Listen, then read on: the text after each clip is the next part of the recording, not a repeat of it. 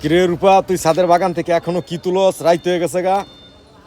এগুলো এখন উঠায় রাখলাম, সকালবেলা রান্না করবো বাসায় যাওয়ার সময়। আসলে আরো অনেকে জিজ্ঞেস করে যে আপু আপনি কি গ্রামের বাড়ি থাকেন কিনা, মানে অনেকে জিজ্ঞেস করে আপনাদের কয়টা বাড়ি। তো আমাদের বাড়ি হলো দুইটা, মানে এই বিল্ডিং এর পাশেই, মানে 10 মিনিট লাগে হাইটে গেলে, আর গাড়িতে গেলে 2 মিনিট লাগে। ওখানে হলো আমার শ্বশুর শাশুড়ি থাকে।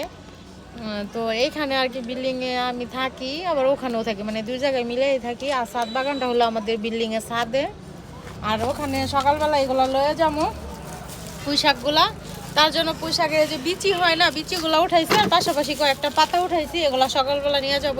আর ওখানে আমি রান্না বান্না করি ওখানে, কারণ শ্বশুর শাশুড়ির সাথে থাকি, ভালো লাগে, সারাদিন ওখানেই থাকি।